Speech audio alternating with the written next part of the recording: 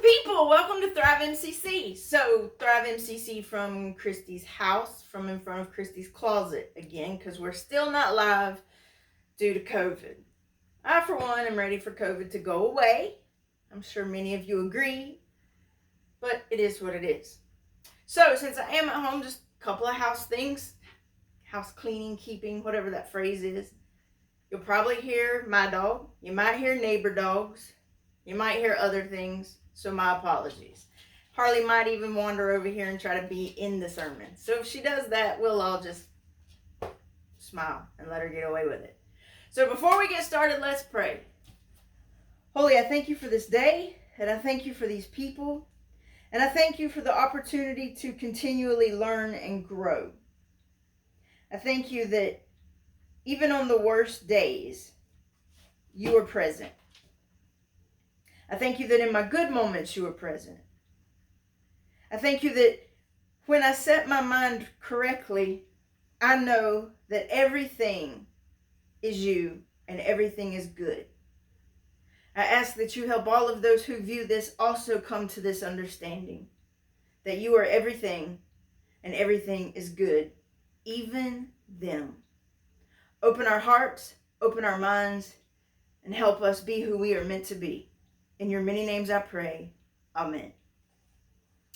So last week, I said you had homework, and there were two things. The first one was identify what truths you hold to be sacred. The second was determine if the way you live lines up or shows what you believe you hold sacred. So I didn't give an appropriate disclaimer last week. When you go to get on a roller coaster, they have this big board that tells you people with heart conditions, pregnant people, people with back problems, and it lists all kinds of stuff. If you have those problems, you probably shouldn't get on this ride because it's probably not the ride for you. So if I had to give such a disclaimer, my disclaimer would be, if you don't want to be challenged, this probably isn't the message to watch. If you don't want to have someone expect something of you, this probably isn't the message to watch. And honestly, I'm probably not the person for you. Christy, should you really say those things up front? Yes, I should. Because here's what I need you to know. Last week was challenging. Identify what you believe. Identify what you hold to be sacred truth.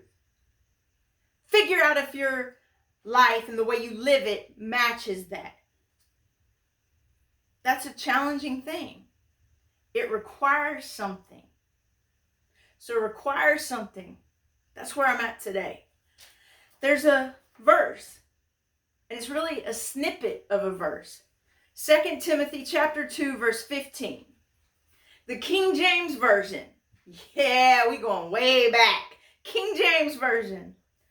Study to show thyself approved unto God, a workman that needeth not to be ashamed, rightly dividing the word of truth. King James Version. And I used it because everybody knows that part. If you were raised in any kind of church, you know that first part. Study to show thyself approved. So then in the New American Standard Version, it says, be diligent to present yourself approved to God as a workman who does not need to be ashamed, accurately handing the word of truth. Handling the word of truth. Not handing, handling the word of truth. So besides the obvious, which is it is not inclusive language, and I didn't modify it this time, let's go back to the beginnings of each. Study to show thyself approved. Be diligent. So what does that mean? Okay, dictionary time. Diligent, steady, earnest, and energetic effort. Having or showing care in one's work and duties. So what does study mean? It means to devote time and attention to the topic. Look closely. So as I was thinking about it, I started scribbling down questions. And it's funny because last week I asked you questions and this week I have questions. And questions always mean that there's work. It always means that there's going to be an expectation. It always means that you have to do something. Thus the disclaimer. So my first question is about diligence. Are you putting in the effort? So if we only focus on holy, only on spiritual things, are you putting in the effort? What do I mean by that? That's a good question. Well, that ties into studying. Studying, if we define it as spending time, when it comes to holy in your spiritual life, is that only a Sunday morning thing? When we gathered in person, was it only that 1 hour a week on Sunday morning? And now that all you have to do is click a video link and those only last 15 or 20 minutes, is it only 15 or 20 minutes of your week that you're devoting time and energy to holy pursuits, to understanding who holy is and what that means to you and what your sacred truths are?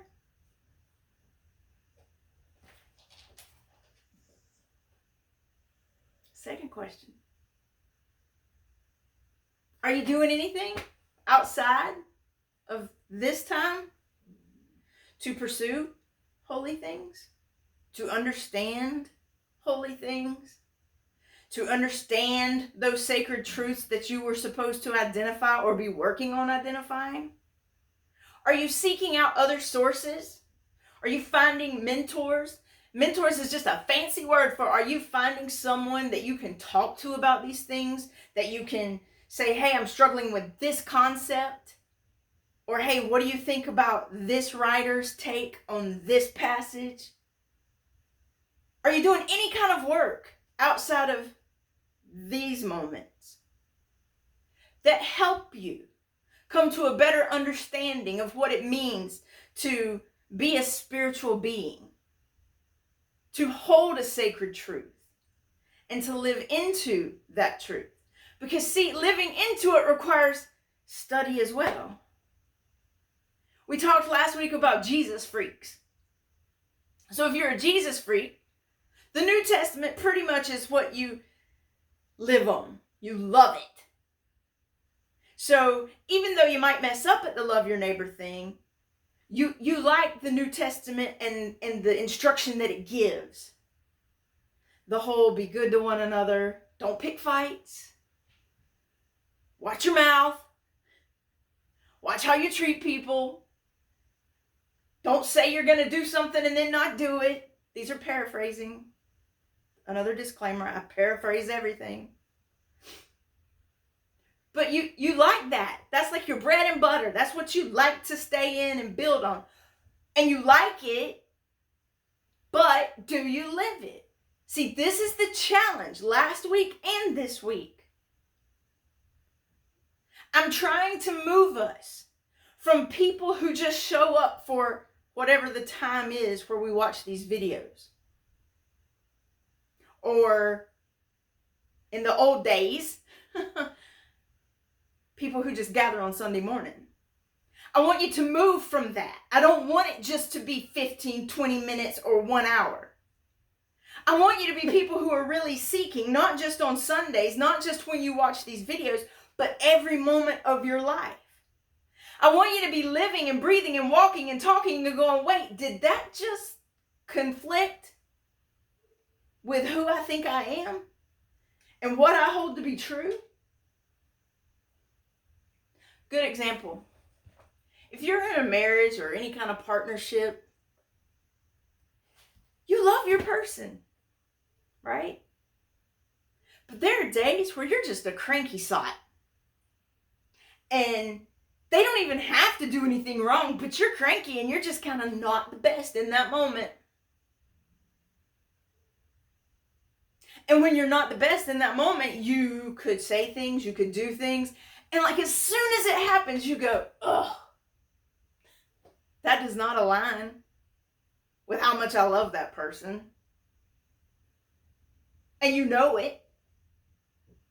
And you either dig in and hold your position, or you're like, I was not at my best. I'm sorry. Or in Marcy and Rebecca's world, can I get a do-over?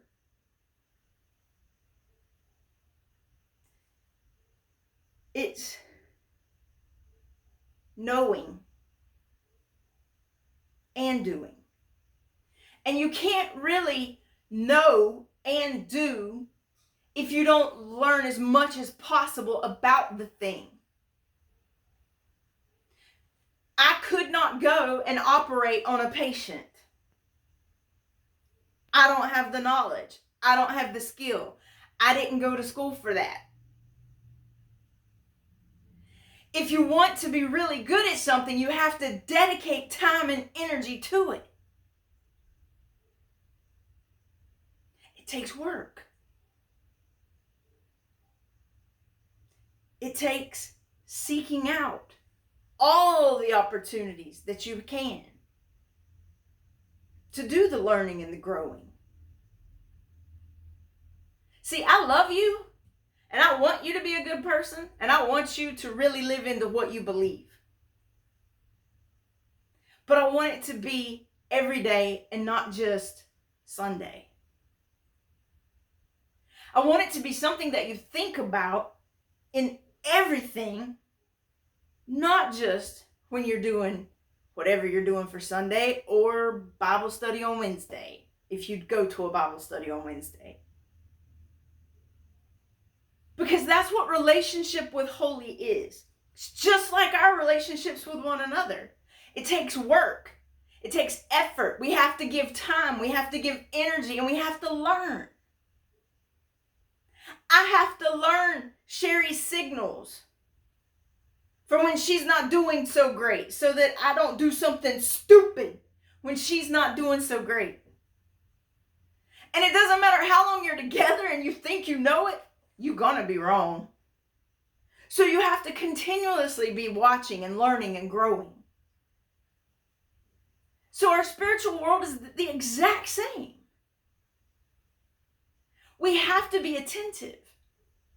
We have to give time. We have to give energy. We have to give effort. And if you're not willing to do those things, then I have to be honest with you. Your life will not reflect what you hold to be absolute truth. And it won't, because you're not going to know all the things. See, we do have default settings, like our go-to actions, right? We do them without even thinking.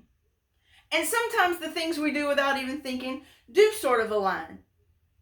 Holy says love everybody, and love everybody can be difficult, but, you know, paying for the person behind me in the Starbucks line, that's kind of easy sometimes, and so I can do that. And I can smile at people. That's easy. And for some of us, that's as far as we're willing to go. The defaults.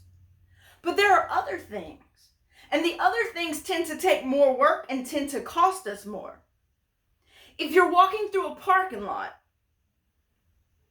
and it's a beautiful place, you know, that you're walking through. There's green on both sides of the parking lot. They have a little walkway. It's kind of nice.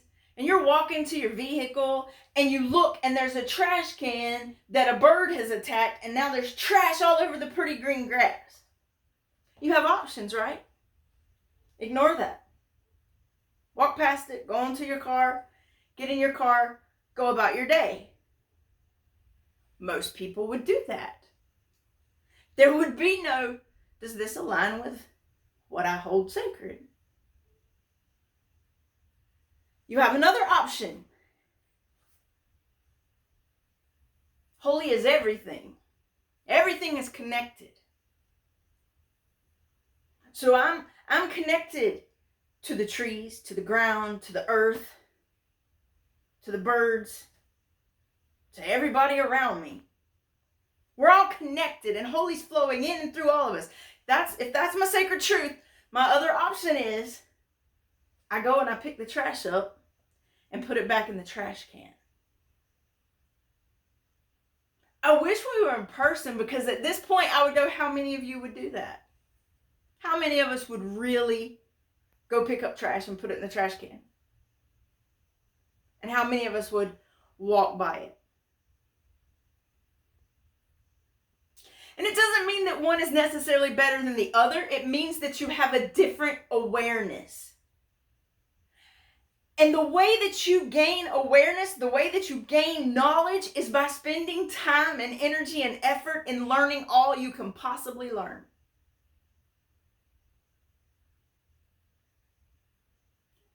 Are your toes hurting right now? Does it feel like I stepped on you a bit? One, I did warn you at the beginning. Just saying. And two, my toes hurt too. The truth is, we can all do a better job at committing to time and effort in studying and knowing what it is we believe in. It has to be more than a single day of the week thing if you really want to grow and you really want to become the best of you that you can possibly be. It requires effort. It requires giving up sometimes. Giving up what you want. Because you may want to just lay in the bed and sleep all day. That may be what you really want. But you can't lay in the bed and sleep all day and also commit time and energy and effort to things that matter to you. You kind of have to pick.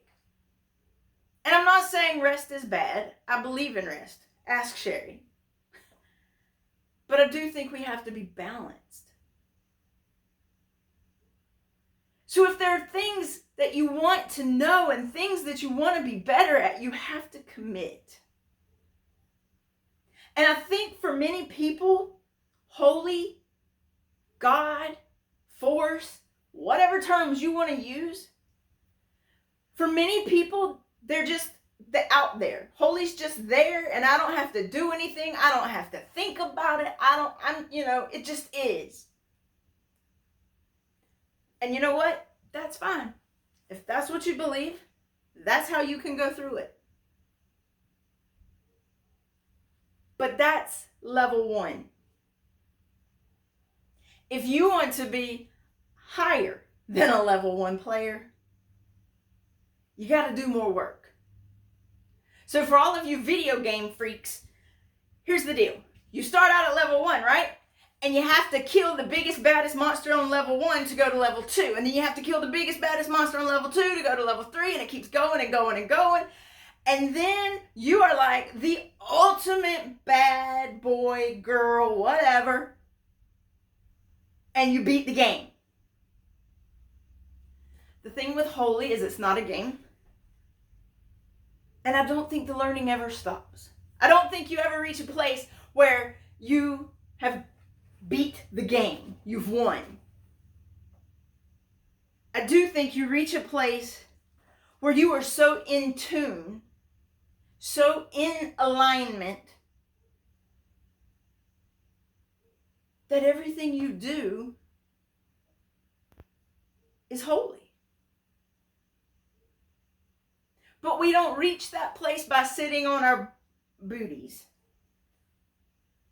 We don't reach that place by only seeking out holy things on Sunday mornings. You do not become a top chef just by cooking one night a week. You don't become the best at anything by only giving it 15 minutes of your time.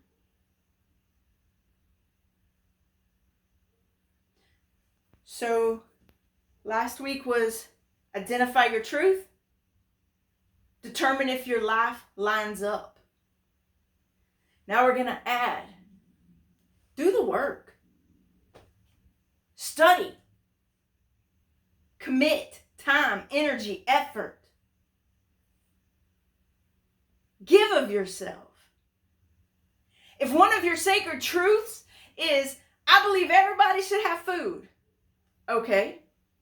Are you donating to food banks? Are you working with Travis and Art at the food distribution? Are you buying people meals? If you hold that as a sacred truth, are you doing the things required of you to become the best in that area? Identify where you are. Identify how much you're willing to grow. And that's what it comes down to, is our willingness. Are we willing to stop being selfish and only caring about ourselves and expanding our holiness into the world, into the community around us? And I'm not saying that we go and we have to do that thing they used to do. I don't know if they still do, but back in the day, they would load all of the kids up in the back of these pickup trucks, and we'd have to go into these neighborhoods, and we'd have to go knock on strangers' doors and try to talk to them about Jesus. We were 11 and 12. I'm not talking necessarily about that. I'm talking about living what you say you believe. Because I think that matters more than knocking on a door and going, I believe in Jesus, do you? If you don't, I can help you. What matters more is, are you living what you say you believe? And last week and this week, that's all we're talking about. I'm challenging us to really be who we claim to be. Because if you're not really going to be who you claim to be, and you're not really going to live into the things that you say are your sacred truths, Thrive is not going to be the best that it can be. It takes all of us committing, doing, learning, growing. I said I was going to challenge you. I said I was going to expect things of you. It wasn't a joke. If you only think about holy on this day, do more. If you only ponder your spiritual existence on this day, do more. If you say your sacred truth is XYZ, but your life doesn't match that, do more. That's the challenge. The challenge is to devote time and attention, to give effort. That's the challenge. Because that's what makes you the best individual you can be, and it makes us the best group we can be, the best community we can be, when all of us are actively doing those things. It's not about one-upping each other. It's about being the best version of Joni, and the best version of Sherry, and the best version of Travis, so that our community can be the best that it can be, because that enables us to help as many people as possible. And that's who we're supposed to be. And that's the challenge. I'm going to leave you with an Ernest Holmes quote. As you discover your daily good and believe in it and think about it, expect it to continue. As you think about it and you believe it and you're doing it, it will continue. Identify your sacred truths. Do the work. It will continue. If you were here, it would be my greatest hope that we would all say, amen, and so it is. But since I'm here and you're there, I'll just say, have a great week. I love you. Live into the best version of you that you can. See you next time.